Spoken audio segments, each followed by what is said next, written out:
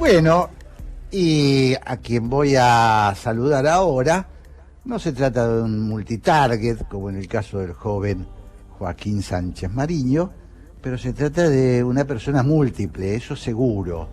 El filósofo, ensayista, escritor y sobre todo gran amigo Santiago Kovadlov. ¿Cómo estás, Santiago? Hola, bueno, puedo agradecerte esa hermosa bienvenida. Todos nosotros te agradecemos. Pero no te equivocás, creo yo, al retratar ese desvelo pluralista. Un personaje de Pessoa, ¿no?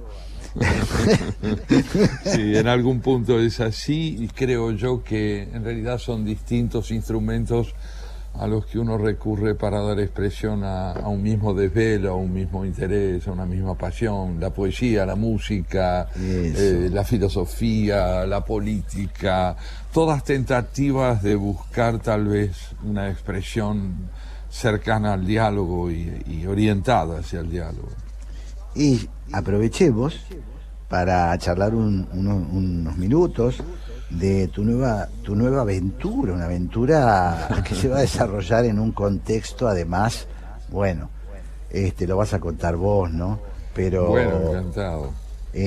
Estamos hablando del estreno próximo, o reestreno de La Travesía, los días 5, 6, en principio, a las 18 horas. ¿Dónde, querido Santiago, y en qué consiste? Bueno, con gusto vamos a contarles a nuestros oyentes esto. La Travesía es una obra que conjuga la música clásica y la poesía, y que va a ser presentada en el Salón Dorado del Teatro Colón a las 18 horas del viernes 5 y del sábado 6, así como también a las 18 horas del viernes 12 y del sábado 13 de este próximo mes de noviembre.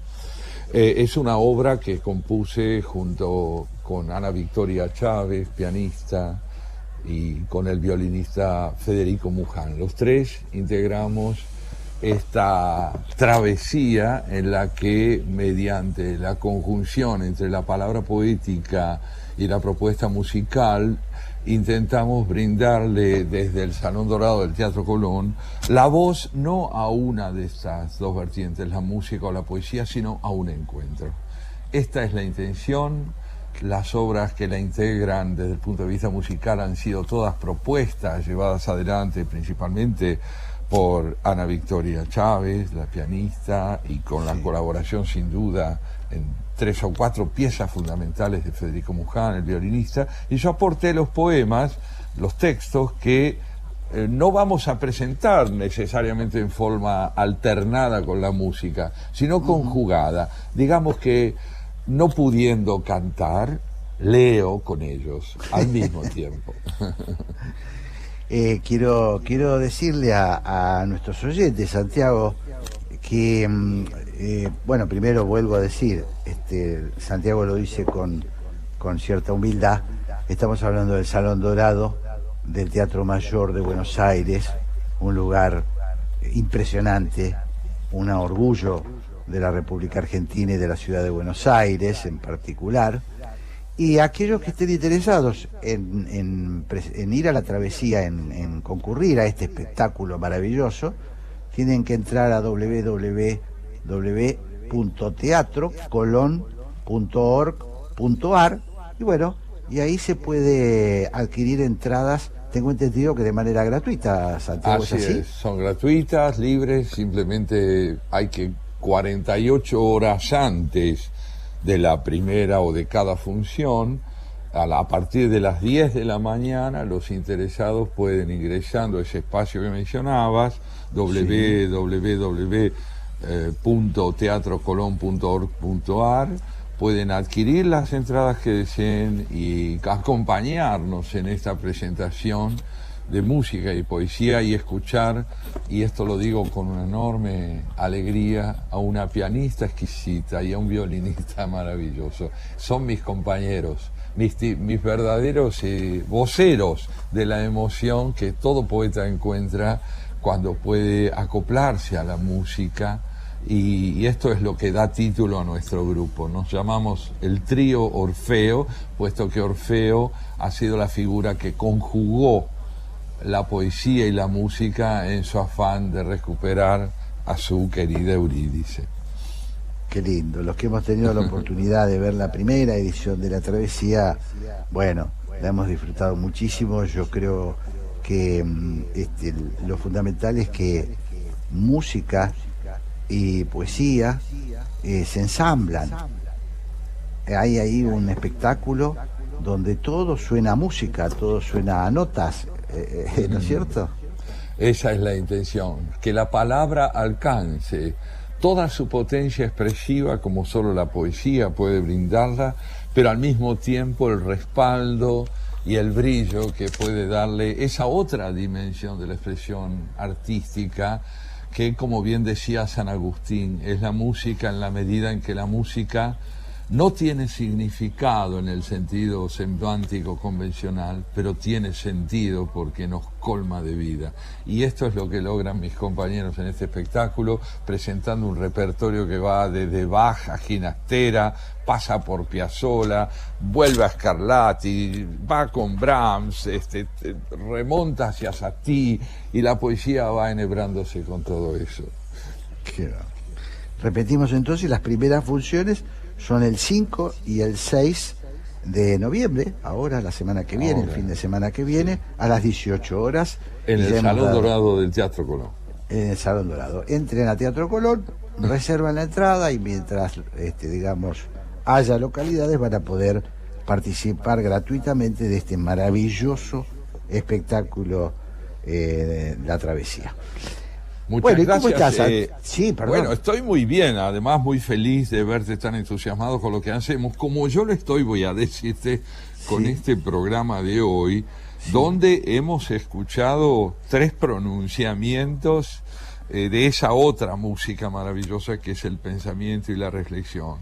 Primero, sinceramente, creo que tocaste en tu editorial una auténtica tragedia, ¿no?, que es la del pseudo-progresismo de izquierda, que hoy es heredero de la peor ultraderecha tradicional en el campo reaccionario, de la tradición dictatorial, del poder que aspira a perpetuarse a cualquier costo, que hoy está amenazando y destruyendo a Nicaragua, ¿no? Sí. Las grandes masacres, vos decías, siempre se han llevado a cabo en nombre de las mejores causas, y hay que ser muy cuidadoso con la presunción de que los medios no importan para alcanzar los fines, porque los fines terminan distorsionados por la perversión de los medios, ¿verdad? Y esto creo que lo subrayaba también Sanguinetti muy bien en ese artículo que supiste leer, y donde él una y otra vez subraya la actualidad de las enseñanzas del pasado, recordar Antígona de Sófocles, y la vejez que a veces tiene el presente creyendo ser innovador cuando en realidad está repitiendo errores del pasado, ¿no?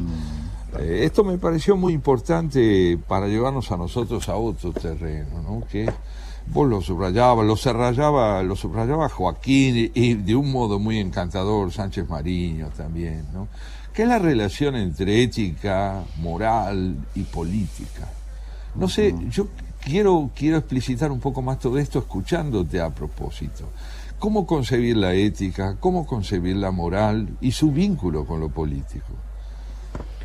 Bueno, me parece que por lo menos la forma en que yo lo veo, nosotros muchas veces hemos desprendido la ética de la política.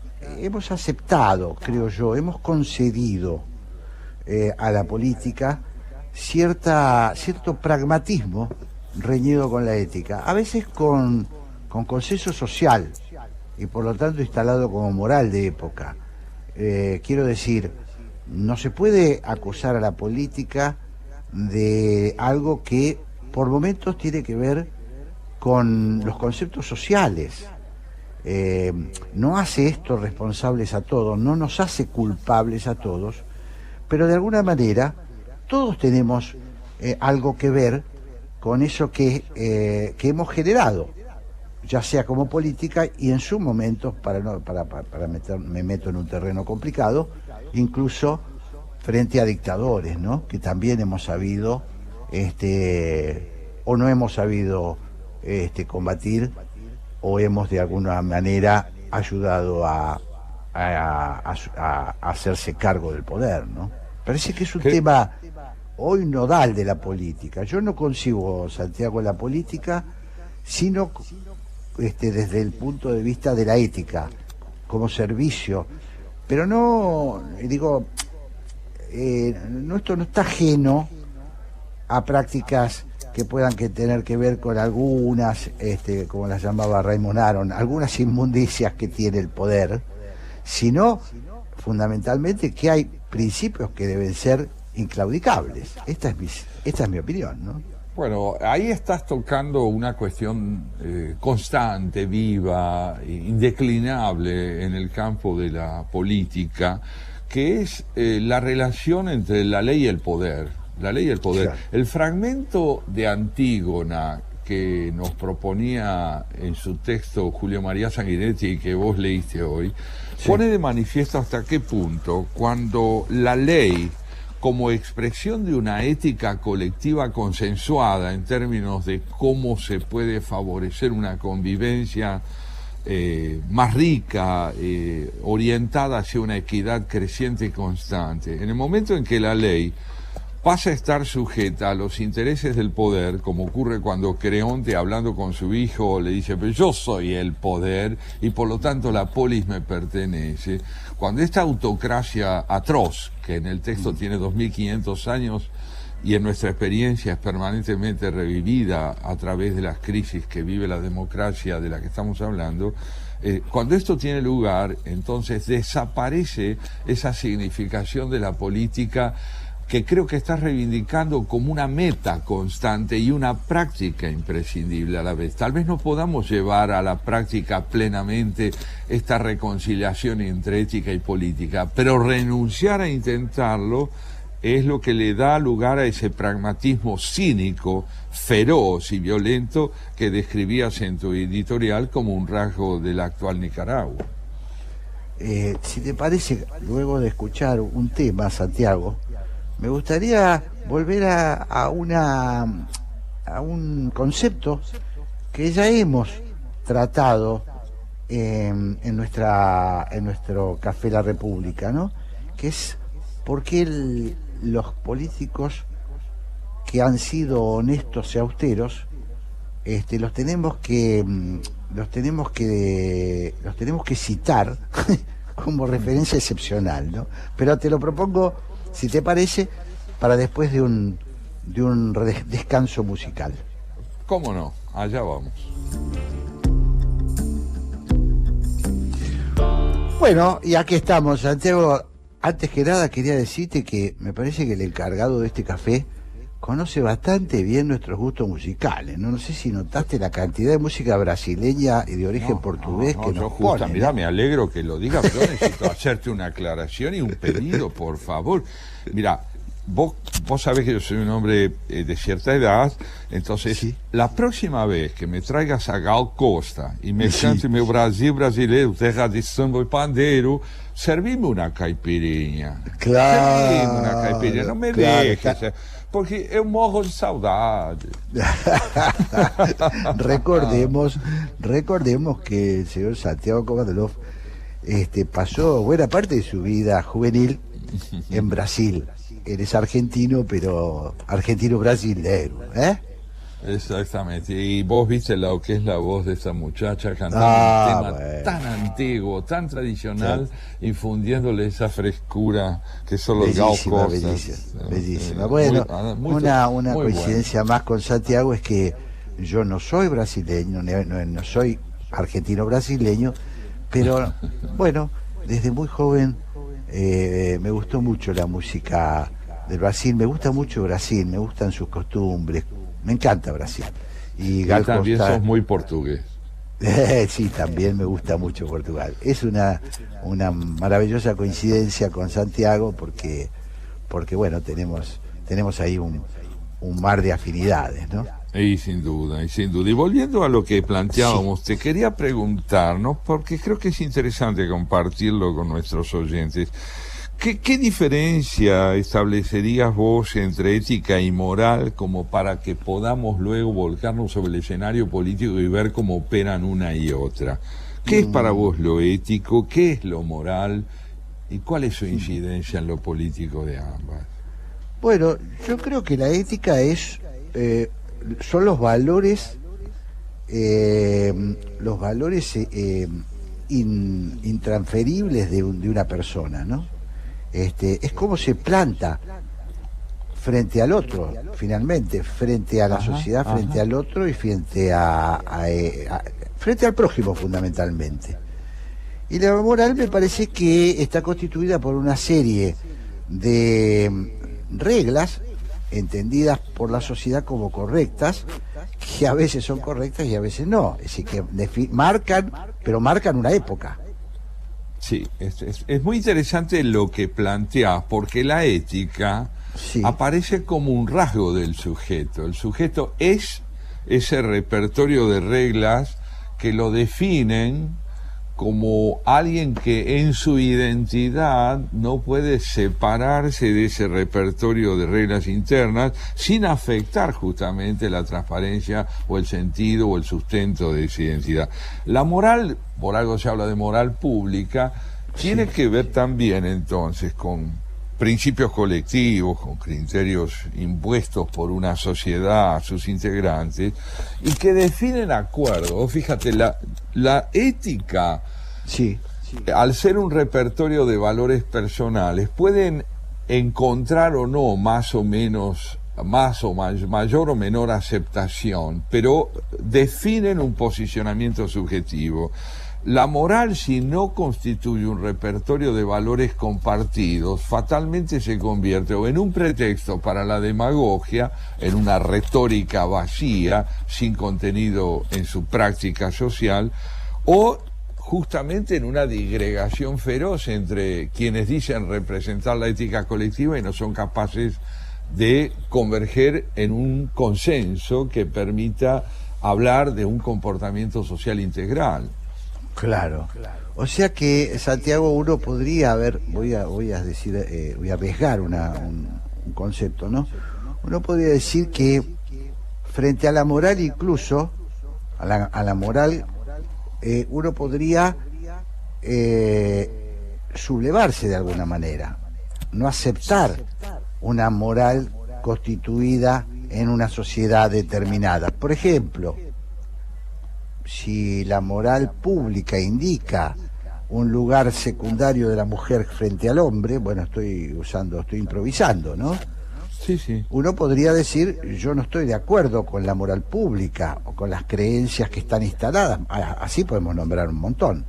En cambio, la ética es una actitud frente a la especie, es una actitud frente a lo humano, ¿o no? Es un posicionamiento personal, ¿no es cierto? Por Claro. ejemplo, la ética socrática lo obliga a Sócrates, ante quienes lo juzgan y finalmente le imponen el suicidio a través de la cicuta.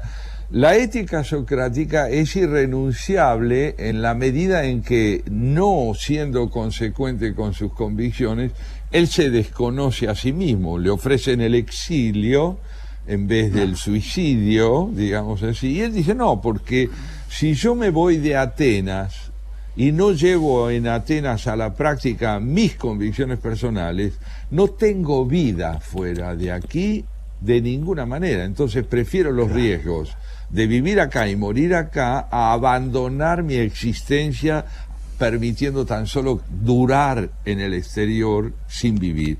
En cambio, justamente en nombre de su ética, él lleva a la práctica una confrontación con la moral colectiva, similar a esto que estás describiendo vos, en ese orden o en cualquier otro.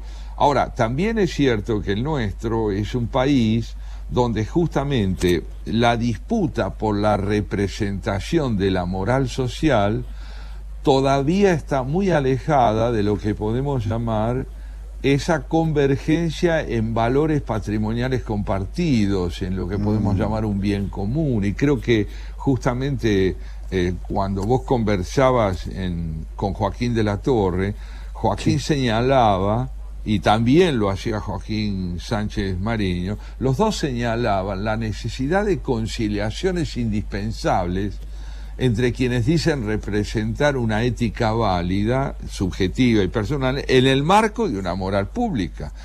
Claro. En el terreno de una moral pública hay que encontrar esa confluencia, porque de lo contrario no hay significación social de los valores personales a los que podamos llamar colectivo, verdaderamente representativos de una unidad. Claro. Bueno, y llevado al plano de la política, que vos sabés que es una siempre hay una línea, por lo menos en mí, desde siempre, yo veo la incoherencia entre el decir y el hacer como un sacrilegio en política, ¿no? Es decir, no puedo concebir la doble vida del político. Yo sé que que es un poquito cándido lo mío. No es cándido, es ético. Bueno, entonces con más razón reforzás mis convicciones. Es ético. A mí me parece repulsivo el discurso de Ortega, porque Ortega defraudó un pensamiento que generó mucha expectativa de la posibilidad de dotar de nuevos valores a la sociedad nicaragüense, y se ha convertido en lo mismo que a quien combatía, ¿no? Entonces, ese tipo de cosas a mí me parece que las podemos encontrar a cada paso en la Argentina, no hace falta irse a Ortega, ¿no? No, es una cosa que me parece que que no está del todo arraigada en la sociedad, que debería ser una pelea mayor de la sociedad, ¿no? Estás planteando uno de los grandes desafíos que enfrenta sin duda alguna la democracia en su acepción más rica, en su acepción republicana, y me parece importantísimo tenerlo en cuenta. ¿Por qué? Bueno, me estás diciendo, con el ejemplo de Ortega, que es de una elocuencia inmensa, pero no es único, me estás diciendo, un hombre se alza en contra de quienes han pervertido la moral pública, como fue el dictador Somoza, poniendo en juego una ética personal que es a la vez expresión de ideales compartidos con otros hombres y por lo tanto de una moral alternativa a la de la dictadura somozeña, y cuando alcanza el poder, poco a poco se va convirtiendo en aquello mismo que combatió. Claro. Es decir, en la expresión de la victoria del derrotado. Claro. En la expresión de la victoria del derrotado. Cae Somoza y vuelve al poder a través del propio vencedor de Somoza. Y esto sí es insoportable, precisamente porque uno puede comprender que sea muy difícil instaurar una moral colectiva que esté asentada en la solidaridad y en la alternativa de generar algo nuevo al pensamiento autoritario. Puede uno comprender las dificultades, como bien decía en su nota Julio María Sanguinetti, ¿no? Que es muy difícil que los ideales inspiradores de la democracia se realicen en forma plena y acabada, pero dejar de luchar por ellos para convertirse en lo contrario, esto fatalmente hace de la política un espacio prostibulario. Claro. Siempre pienso, Santiago, alguna vez creo que te lo comenté, una vez hablando con un dirigente sindical español, me acuerdo de una reunión en la sede de la embajada, que nos había invitado el embajador, había un representante sindical de una de las centrales obreras sindicales españolas. Entonces yo le pregunté siempre, ya ves, que con mi obsesión de siempre, pregunté si era concebible un sindicalista español, un dirigente sindical español, que viviera como millonario. Y el hombre me dijo, no, eso sería un horror, es decir, el tipo debería esconderse. Nosotros hemos aceptado que, por ejemplo, a los dirigentes sindicales sean potentados. esto que decís, hemos aceptado, digamos, mientras no nos rebelemos contra la idea de que quien representa a un trabajador deje en sentido estricto de serlo, porque ha pasado del esfuerzo de ganarse la vida y sostener su dignidad en ese esfuerzo a la explotación de quienes lo hacen mediante un presunto liderazgo éticamente sostenible, quienes no nos rebelemos contra esto, pues estamos trabajando contra nuestros ideales democráticos. Sí, claro. No está garantizada la victoria contra el delito. Lo que está garantizado es que el esfuerzo por combatirlo le infunde dignidad moral a la acción ética, personal, a las convicciones y a los valores de cada uno de nosotros. Por eso, el drama de la política contemporánea es en el sostenimiento de las democracias. Creo yo que en buena medida, por lo que vamos conversando, se podría caracterizar de este modo. Hay democracias que combaten por la supervivencia de sus propios principios morales, que están esencialmente orientados hacia el progreso con equidad. Y hay democracias que, enmascaradas en una retórica perversa, hablan de aquello que no practican para poder afianzar precisamente lo contrario de lo que debería ser este ideal de justicia social tan indispensable, principalmente en países como el nuestro, ¿no? Claro. A mí me resulta inconcebible que alguien tenga buenas ideas y practique lo contrario en su ámbito personal, ¿no? Realmente lo siento, y no me considero purista. Yo creo que los políticos tienen que tener buenos medios, que me parece infantil aquella cosa de que siempre se habla de que no ganen, o de que, bueno, sí, así como gana un gerente de una empresa, un político que ocupa un cargo importante tiene que ganar para dirigir, para estar tranquilo. Pero por supuesto. Pero de ahí al acostumbramiento a que la función pública o los cargos de representación son fuentes de enriquecimiento, y me sigue chocando muchísimo. Me parece una cosa deleznable, y que si no la superamos va a ser difícil cambiar las reglas de juego de este país, ¿no? Tal cual, y con esto volvemos a lo de Joaquín de la Torre, cuando él, refiriéndose a la oposición, ya no al oficialismo, ¿no? O sea, a su fuerza, ¿no? Claro, a su propia fuerza, a lo que él representa. Él se sitúa éticamente ante una demanda de moral exigida a su propia fuerza, al reclamarle ideas nuevas, ideas que él mismo dice que él tiene que generar, capacidad, digamos, de que la letra chica de los programas políticos sea capaz de mostrar caminos que permitan afianzar la confianza general por el modo como se procede, que no es solo el de la eficacia, es justamente el de la moral. O sea, mientras no haya conciliación entre moral y eficacia, la eficacia puede estar al servicio de las peores cosas. Claro, y la moral termina por ser puramente vacía y hueca, ¿no? Claro. Vos sabés que justamente por esto me parecía que podía ser propicio, ante la cercanía de las elecciones tan decisivas del 14 de noviembre, y de lo que estamos hablando y lo que hemos oído y leído hoy, quería leerte y leerles a los oyentes un poema que escribí hace ya unos años y que desgraciadamente no ha perdido vigencia. Mira lo que te digo.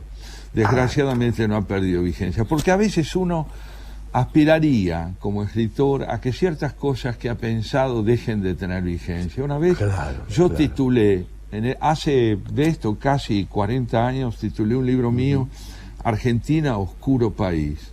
Y algo que me duele es que ese título siga teniendo vigencia.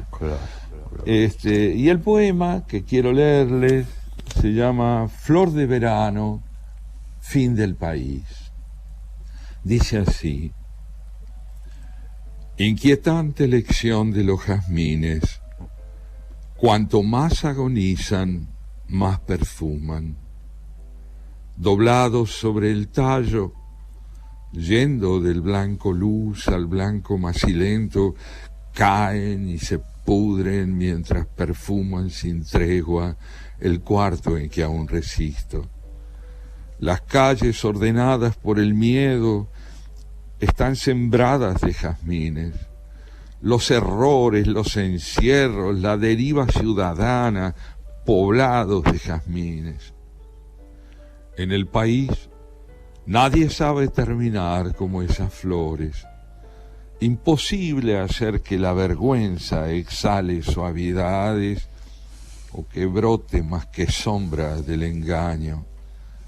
Los jazmines acusan, su aroma muerde las migajas del honor.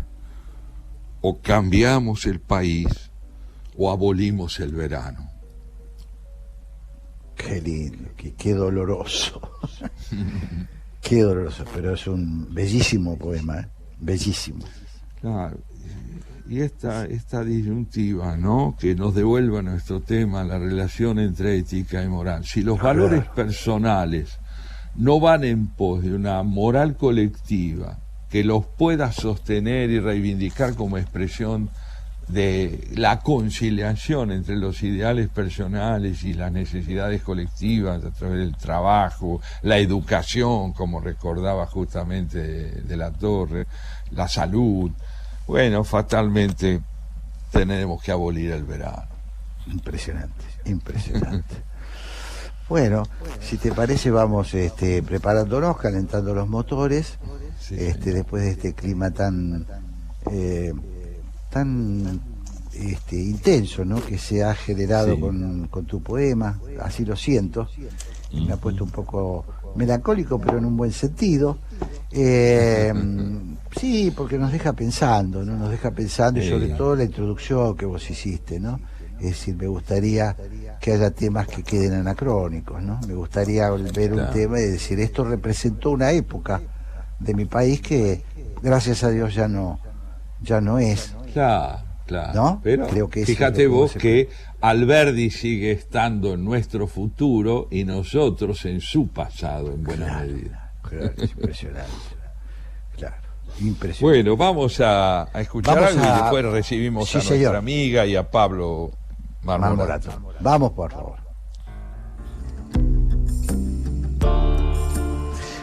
Y ahora sí, como todos los domingos, llega este momento en que nosotros nos vamos yendo de a poquito, pero ingresa a nuestro espacio, a nuestro café, Graciela Fernández Mejide junto a Pablo Marmorato, que seguirán en la continuidad de la 1110 con su programa ¿Por qué?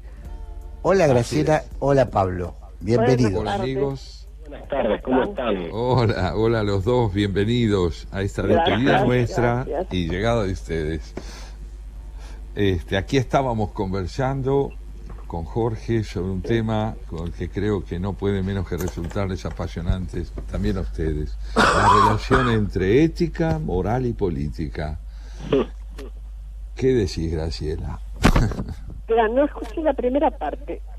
Digo que estábamos conversando con Jorge acerca de un tema que no puede menos que resultarte decisivo, estoy seguro, que es la relación entre ética, moral y política. Sí. Y bueno, qué mejor que conocer tu opinión sobre estos dos conceptos y el campo de la política. Mira, yo tengo un ejemplo, que a lo mejor ya ustedes lo dieron y en ese caso, frénenme. En esta cuestión sobre todo de la ética, ¿no? Porque Max Weber decía que existen dos tipos de ética, el de la ética de la convicción y la ética de la responsabilidad, ¿no? Y yo tengo un ejemplo en una persona que sigo admirando porque creo que hizo el gran cambio en Argentina en un momento en que hacía falta, más allá de que después económicamente volviéramos a resultados que del 75 para acá no nos dejan, que fue Alfonsín. Yo me peleé mucho con Alfonsín cuando hizo la ley impulsó la ley de obediencia debida. ¿Por qué? Porque yo quería que siguieran los juicios y que juzgaran hasta el último orejón del tarro. Ajá. Después, con el tiempo, y sobre todo ingresando al gobierno, no hay nada que te haga más realista que pasar por la situación de la cual estás opinando. Me di cuenta de que Alfonsín, con razón o sin ella, había pensado, pero seriamente, que si se seguían los juicios se arriesgaba un baño de sangre. Y no quiso volver a poner a la República en cuestión, y mucho menos a la sociedad en esa perspectiva y en ese drama. Y lo dijo y lo creyó en serio. A lo mejor no hubiera ocurrido, pero lo creía en serio. Y ahí es donde yo digo, su ética de principios seguro que hubiera seguido adelante. Claro. Es un ejemplo contundente. Su ética de la responsabilidad, le dijo, y no dejó de tener principios. Es decir, que una cosa no quiebra la otra. Claro. No, claro. No. Sí, es impresionante, ¿no? Porque yo también recuerdo muy bien el debate y la frustración que generó en muchas en los organismos, ¿no, Graciela? Buena parte de la sociedad. Sí, buena parte de la sociedad, sí. Sí. Es un ejemplo. Sí, Graciela. No, dale. No, decía, es un ejemplo de una elocuencia tan profunda, porque al ser el presidente de la República y tener que conjugar, digamos, los principios personales que orientaban su vida, con la gestión pública que requería la solución de un problema que afectaba a la totalidad de los argentinos, ¿cómo encontrar el punto medio donde ética y moral se conjuguen de tal manera sin que esto implique estar arriesgando una posición personal que, como bien decís, de pronto puede ser errónea? Sí. Así es. Yo creo que es importante y que se nota. En general, lo que más se ve y a quienes más el pueblo reconoce y por supuesto deja de admirar es a las personas que, estando en el poder y a través de la política, dejan de lado la ética. Claro.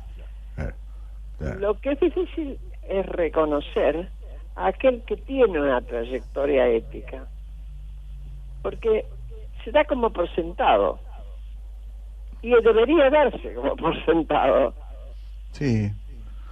Siempre, Graciela, acá lo hemos escuchado, creo que lo hemos usado varias veces el ejemplo, ¿no? Sin embargo, nos acordamos en la historia argentina de los 2 o 3 casos de presidentes que no se enriquecieron. Lo damos como excepción. Es una lectura, ¿no? Es una lectura. Decir, bueno, Frondizi, que tenía la casita ahí en Ostende, la casita de madera, ¿no? Le hicieron museo. Como un médico de sí, bueno, de provincia, digamos. Tal cual. Pero los damos como ejemplo porque son excepcionales. Eso es lo preocupante, ¿no? Claro. Sí, eso es. Sí, yo te digo que y es llamativo, porque, bueno, llamativo no, es bastante lógico. Yo me acuerdo cuando me pusieron la primera vacuna esta de contra el COVID-19. Sí.